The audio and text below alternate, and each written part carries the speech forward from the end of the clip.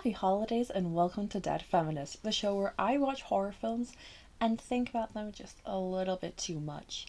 My name is Jade, and today, to celebrate the festive season, I've got my little Santa hat, my elf costume, and we are looking at Krampus. It's a film from 2015. It's a lot of fun. If you have not seen Krampus, this is your official spoiler warning. Krampus follows the story of this kid who he's sick of his family growing apart over the Christmas season, and he accidentally summons the demonic Krampus when he rejects Santa and the spirit of Christmas. So let's get into it, because speaking of the spirit of Christmas, the film opens with the just epitome of capitalist gingerbread flavored hell, with crowds pushing and shoving and trampling over each other and over the workers. I've been in retail a while. I work retail, and thankfully I've never experienced anything like this. This is insane. Is this what it's like out there? I think the worst I've had is being screamed at for not having things in stores. The year Hatchimals came out was rough. But this Christmas fight culminates at the Nativity with a reindeer throwing hands with one of the wise men. Merry Christmas, everybody! So Max, our little reindeer boy, gets home with his parents Tom and Sarah, where his sister Beth and Tom's mother, who we know as Omi, are. Max wants to have, the warm, fuzzy family holiday. Sarah has to prepare for her sister's family coming over, and Beth has to go be grumpy. And Tom has to go and, drink, I guess, to deal with it. So as his family scatter, it's actually Omi who encourages Max to write and post his letter to Santa. He doesn't post it, he kind of pops it in his wee little pocket. I'm talking he's 5, he's 13. Max is probably 13. Beth, his older by a few years, I'm assuming, sister, has a boyfriend called Derek, and he lives a few blocks down in their little neighborhood. They're FaceTiming, and he has a Christmas bong. It does nothing for the story, it's just a lot of fun. Alright, so then Sarah's sister family arrives, and I wrote down just everybody's name because I was like, there's a lot of people here. So we've got Sarah's sister Linda. We've got Linda's husband Howard. We have their kids. We have Howie Jr., who is silent through the movie. We have Stevie and Jordan, who are tomboys. And we have the baby Chrissy, who they forget in the Hummer. Chef's kiss parenting.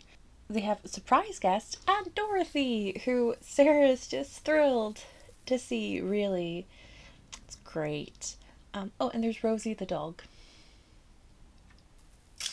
There's a dog. Can you guess what happened to the dog? Because, wow, I'm mad about it. So right now it is the 23rd of September, and it's family dinner time, and it is awkward. So Aunt Dorothy criticizes Sarah. Howard talks guns at the table. Stevie and Jordan just rip the absolute shit out of Max for writing a letter to Santa. And that by the time Sarah comes back with the dessert, Max is screaming how he hates Christmas. He hates his family. He does a real Home Alone move. He storms off to his room. Except what Kevin McAllister didn't have. He has his dad come and check on him while he's crying. Literally, Kevin was left alone all night, and he was just ditched in the house at Christmas. No wonder that kid probably grew up to be Jigsaw. Anyway, Tom tells Max that sometimes you just have to put with your asshole family. That's just kind of what you have to do, kids. Sorry about it. After he leaves, Max tears up his letter to Santa and throws it out the window, and he brings the thunder and the rumbles, and well done, Max. You gave up on Christmas, buddy.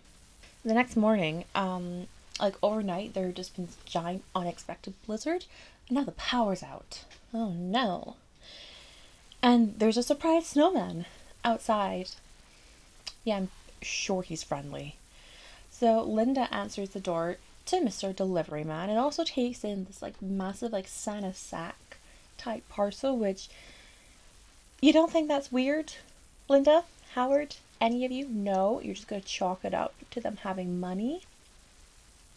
Okay. Beth decides to go and check on Derek because she can't reach him because power's out, there's no signal. And Sarah, is like, sure, but you have to be back an hour because it's snowing out there and I want you in this house. So, she leaves.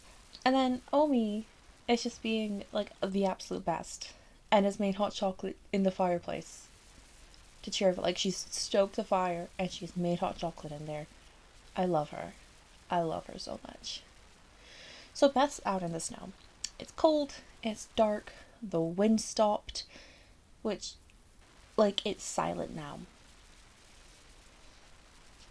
Cut your ties and run, Beth. Go home. Of course she doesn't, because why would she? And a shadow chases her through the snow before she finds the delivery man's truck, and he's like, dead? Just frozen? I don't know, but he's out of the game. But she hides under the truck, and it's such like a nice little horror movie scene. In typical fashion, it works until it doesn't. Like, there's a sudden music box. Where did that come from? And it's playing Silent Night. And we get this really nice little overhead shot where we see the truck shaking while she screams, "Sorry, Sarah, I don't think she's coming home in an hour." So, time does pass. Tom and Sarah have this just like really sweet moments where they talk about how they miss how they used to be, just showing that even though they're distant, they still love each other. It's a lot of really lovely little character moments, and it just really helps like flesh out these characters and make them feel like real people. Tom and Howard decide to go looking for Beth. She's not back. Using Howard's Hummer, they drive about. They don't have a radio, but they have the car, so they're driving. Eventually they find a snowplow that it's, seen better days. The windscreen has been punched in. Back at the house, there's another one of these little sweet moments when Linda realizes Sarah still has their childhood Christmas decorations.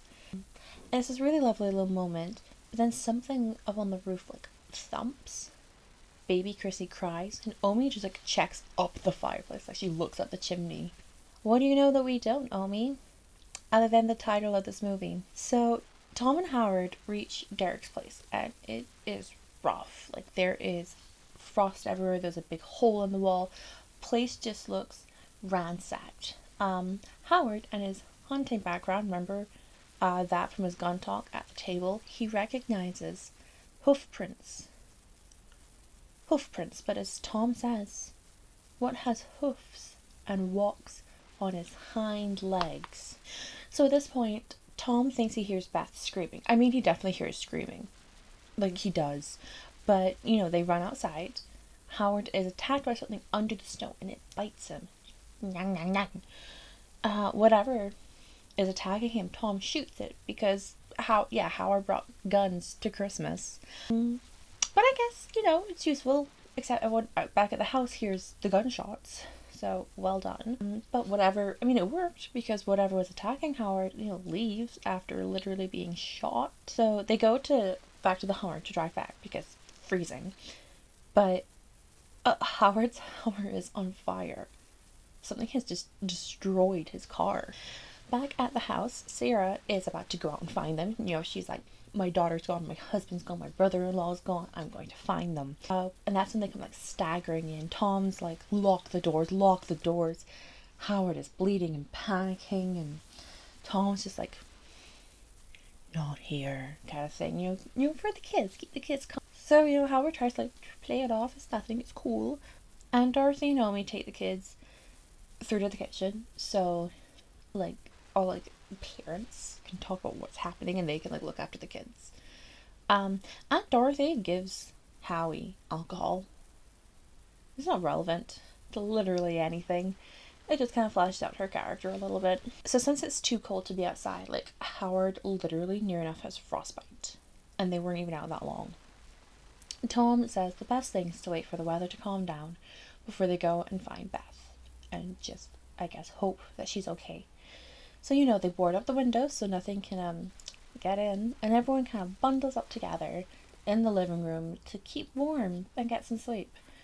Howard volunteers to take the first watch shift while everyone sleeps, and Of course, he doesn't stay awake. Like, we immediately cut to him being fast asleep, because of course. That fireplace that, Omi, she's kept the fire warm, kept it lit this whole time. She's asleep. No one's tending the fire. The fire goes out. And what comes down the chimney but a chain with like a gingerbread man attached to it? First time I was watching these, I thought these were plushies. But no, they're gingerbread men. Howie wakes up. He just kind of goes over to the fireplace. He grabs the gingerbread man and he just takes a big old bite out of his head, which... Why? It just came down the chimney. It's on a chain. You're gonna eat it?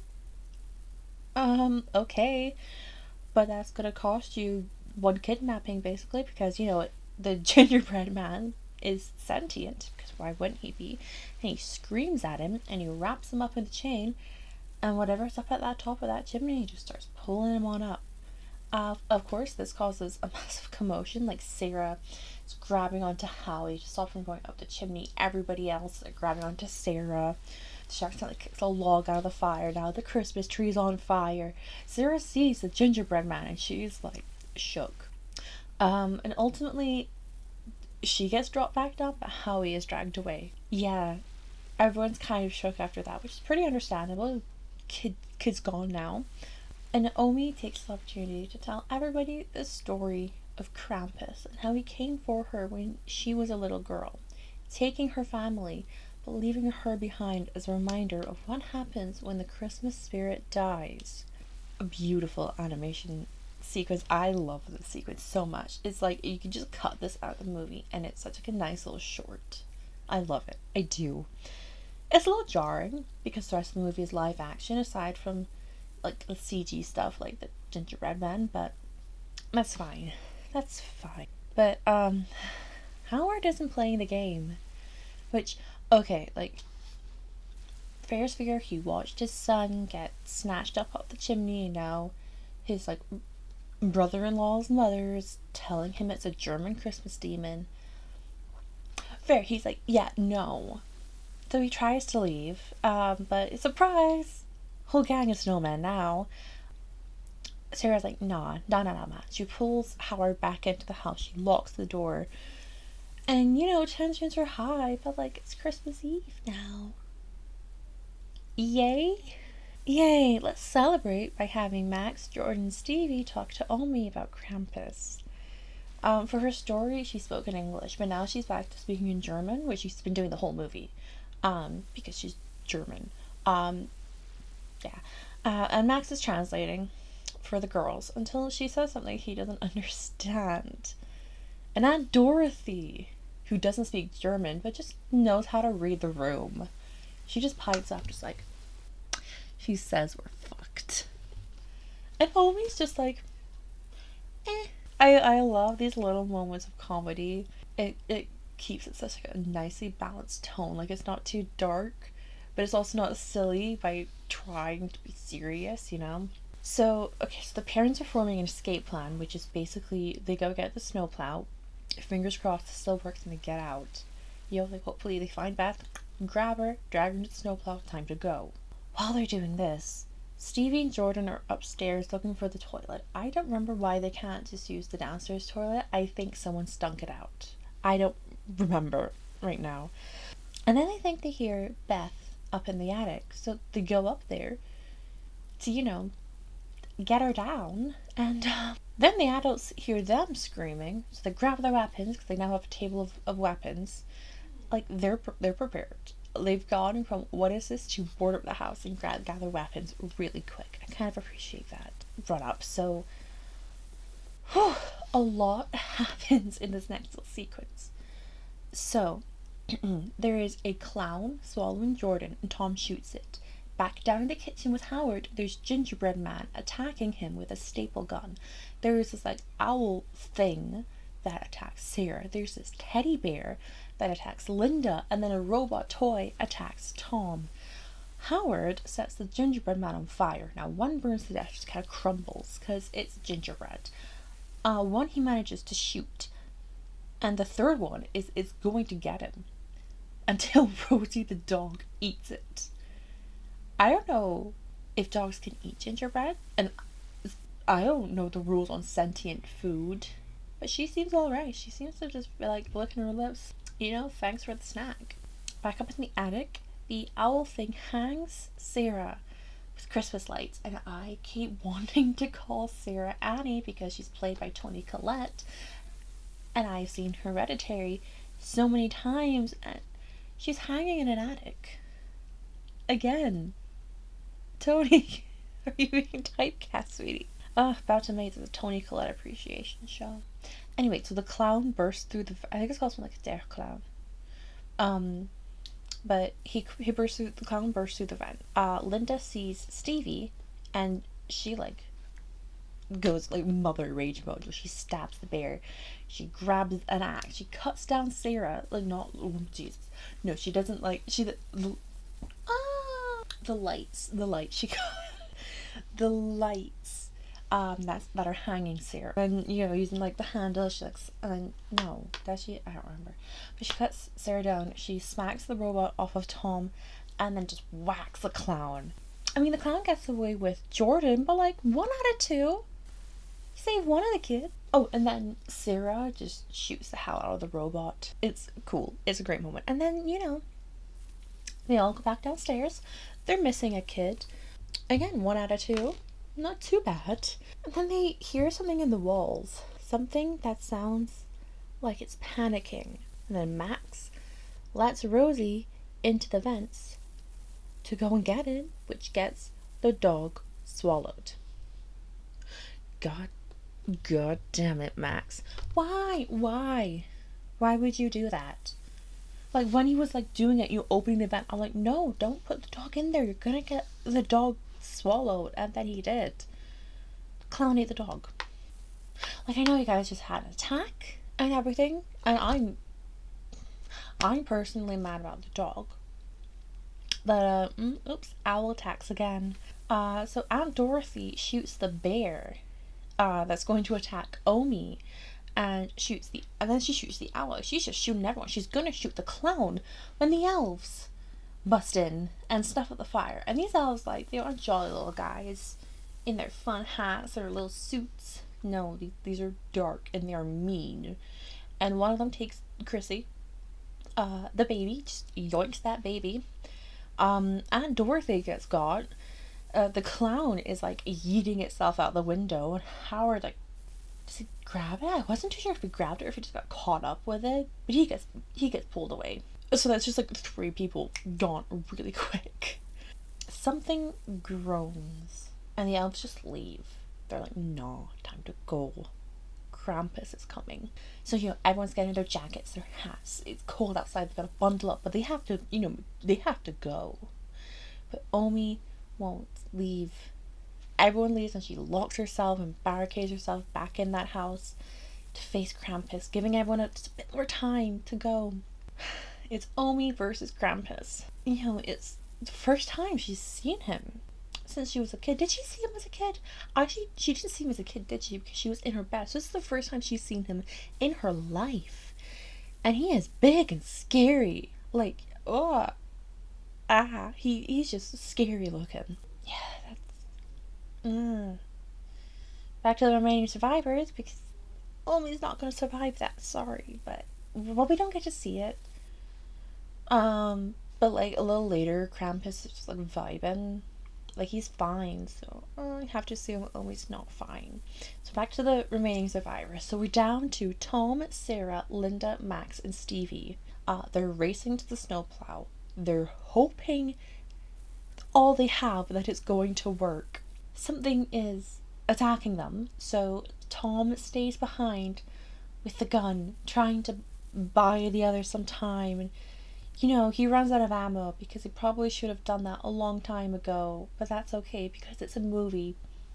Down to 4. They reach the snowplow, and, you know, like, Sarah, like, lifts Max in, and then Linda starts getting pulled under, and Sarah has to, like, prise Stevie off of her to put her in the snowplow with Max, and it's really sad. But then Sarah's taken. It's like literally both of those kids just lose their mother like that. So, you know, it's these 2 kids, parentless, siblingless, in a snowplow that won't start. Because after all of that, it was for nothing. The snowplow won't start.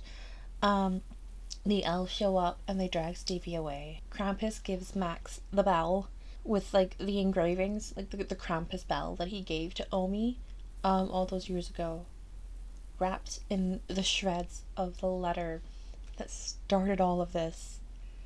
Max is going to be left as the reminder of what happens when the Christmas spirit dies. Stevie is still yelling for help. Max goes to where Krampus and the helpers like loading up the sleigh, and he's like, you know what, no, take your bell, take your shitty bell, give me back my family.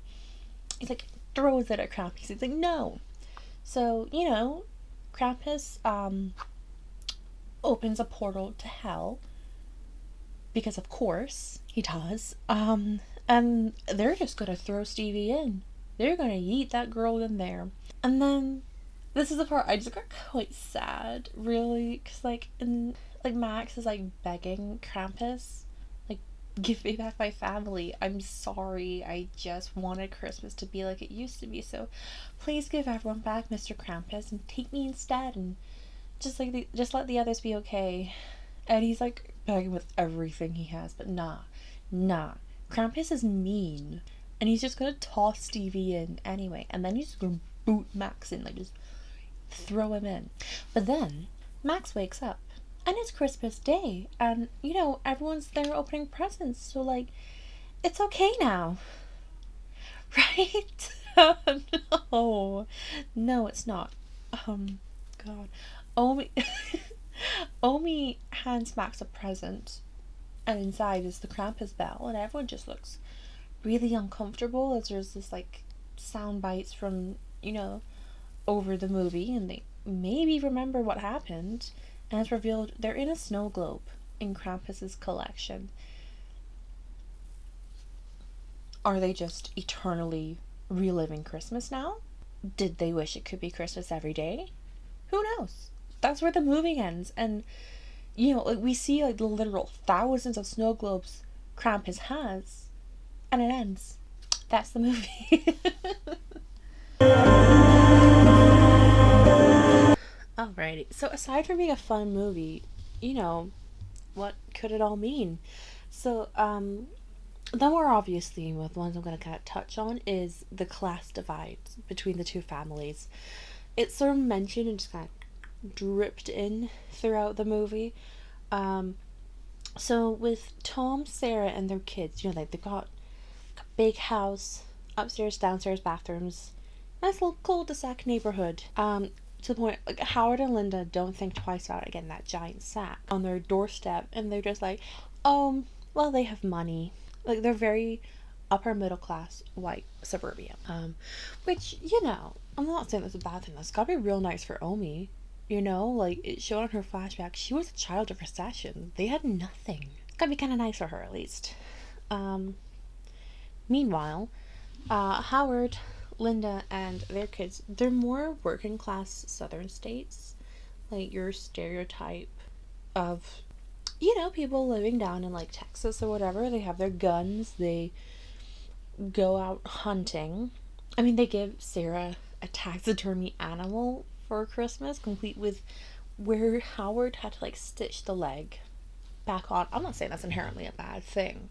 Personally, taxidermy makes me uncomfortable, but I'm not about to tell people what to do with their lives. When they go to find Beth, Tom's surprised that Howard brought guns to Christmas. Because, Tom, suburbia, doesn't need guns. Howard, probably lives near, like, wild animals. But in Howard's situation, it is maybe a bit more beneficial. And if it wasn't for Krampus attacking, the film would probably focus a lot more on these differences between these two families and how they resolve them over Christmas. Like, this could be a Hallmark movie if it wasn't a horror movie. So I just kind of wanted to set that out, because that does kind of feed in to this next one here, which is the underlying theme about gender identity, particularly around Stevie and Jordan. This isn't delved into too deeply since, again, Christmas Demon. But when they read Max's letter to Santa at the dinner table. He wrote that he wants Howard to stop wishing his girls were boys. They get really defensive about it. You know, they're like, screw you, Dad didn't want us to be boys. I'm not sure if they're the firstborn. Like, they seem to be kind of, clumped together. You know what I mean? Like, there's them, there's Howie, and there's Chrissy. So, like, it could just them being closest sisters. Maybe they're close in age together, but I also think they might be twins. Because it's always, Howie, Chrissy, Stevie, and Jordan.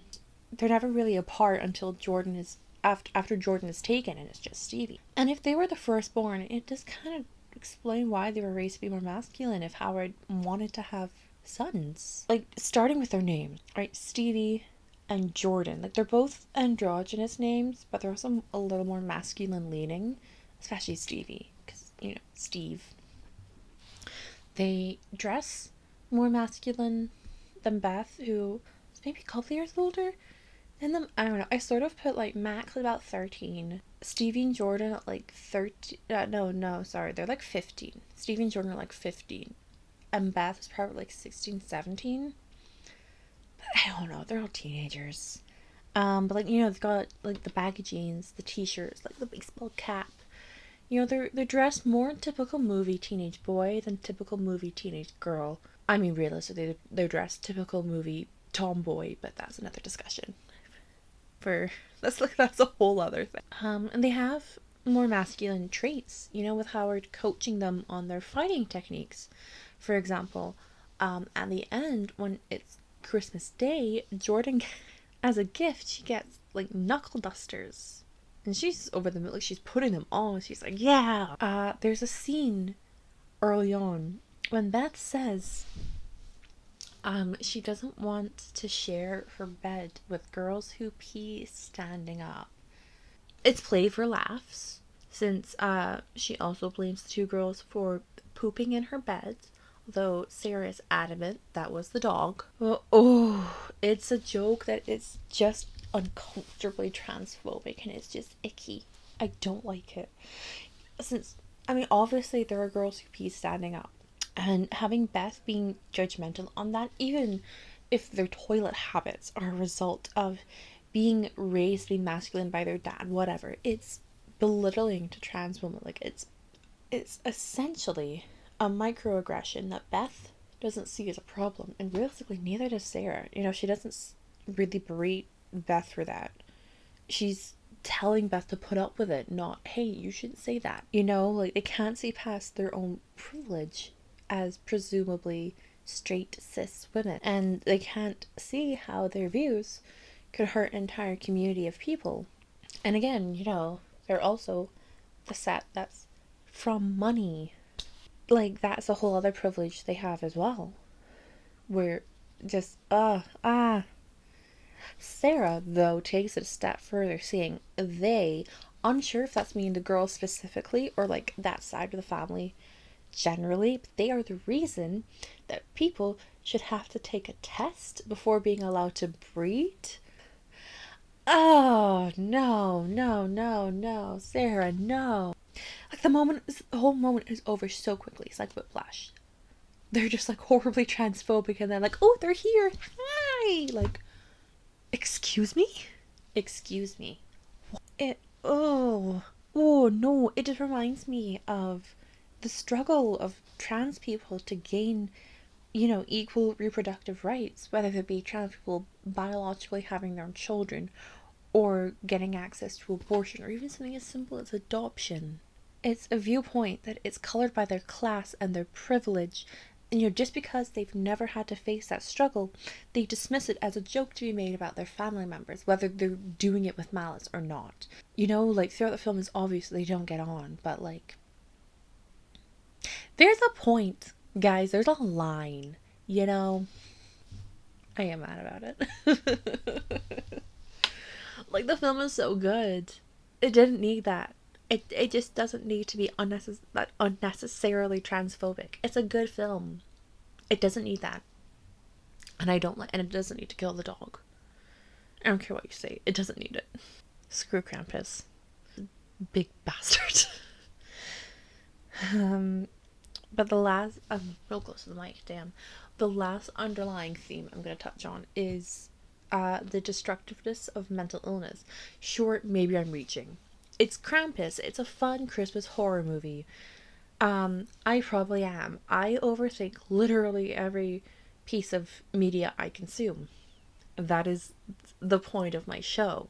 But just give me a second. Let me lay out my thinking.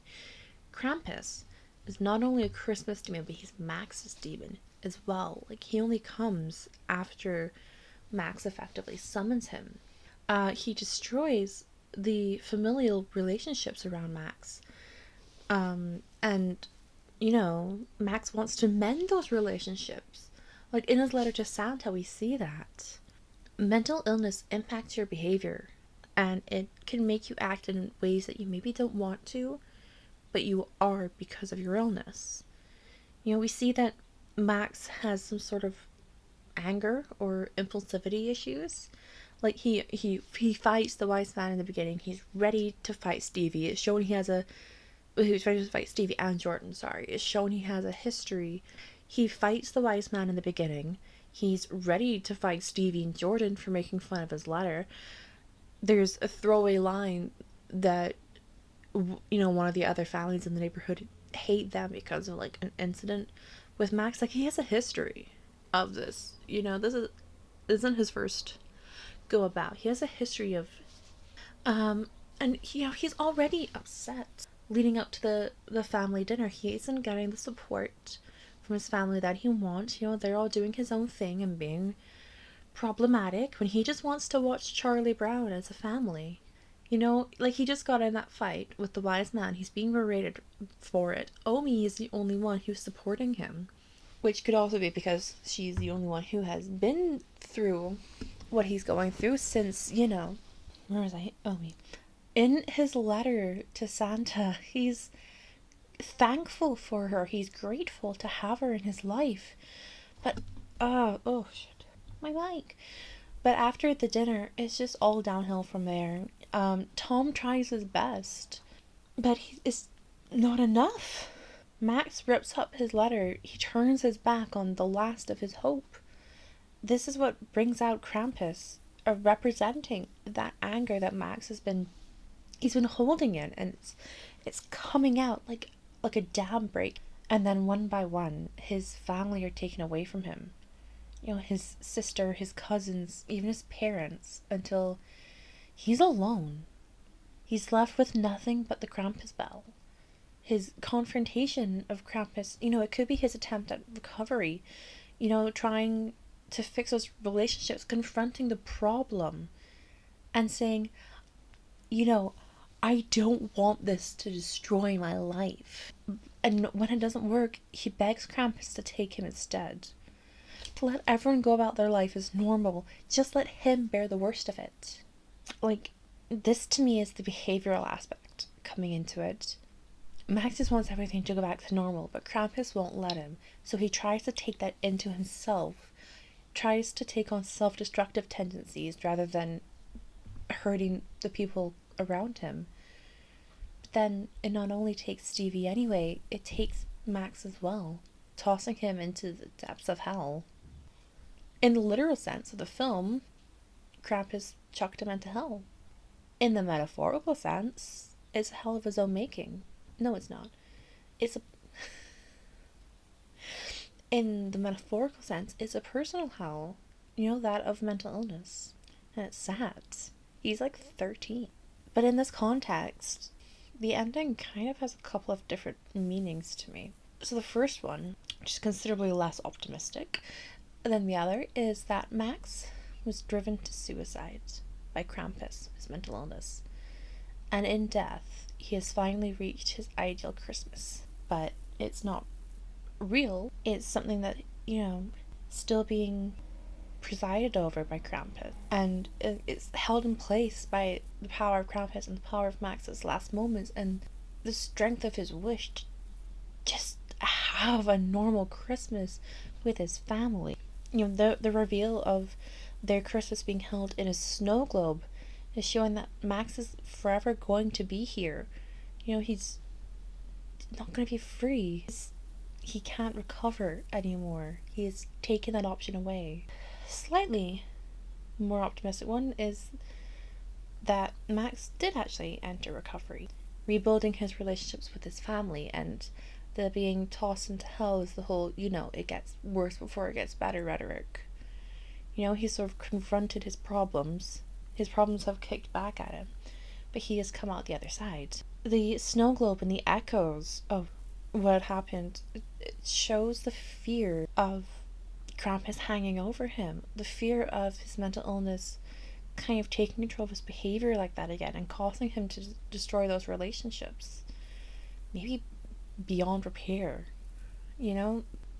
As patient as some people are, there's only so far you can push a person. But with this view, there is hope of support, since it's Omi that hands him the Krampus bell. Now this could, the less optimistic view is that this is reminding him that it's always going to be over him. Or, a little more optimistic, reminding him that she knows exactly what he's going through and that she's there for him. It's maybe a bit of a stretch, but that's what I do. And that's Krampus. It's a film that I hadn't seen till fairly recently, even though it came out 5 years ago. Just wild, 5 years ago. 2015, remember that? What a time. It's a lot of fun, aside from the problematic notes. It does have a good tonal balance between the humor, the horror, and the sadder moments and sadder undertones. I just the transphobic stuff is such a sticking point for me. I just don't like it. It's not necessary. It's not perpetuating anything good. But let me know. Oh, jiggling my mic. But let me know what you think in the comments. Leave a like if you liked this video, if you enjoyed it, and subscribe for more. Tell me, what did you think of Krampus? Do you think there's anything that I missed? Anything I maybe should have thought about more? Tell me, what did you think of Krampus? Did you enjoy the movie? Did you pick up on anything I maybe missed? Let me know. Stay safe out there, and try not to incur the wrath of Christmas demons. And until next time, this has been Dead Feminist.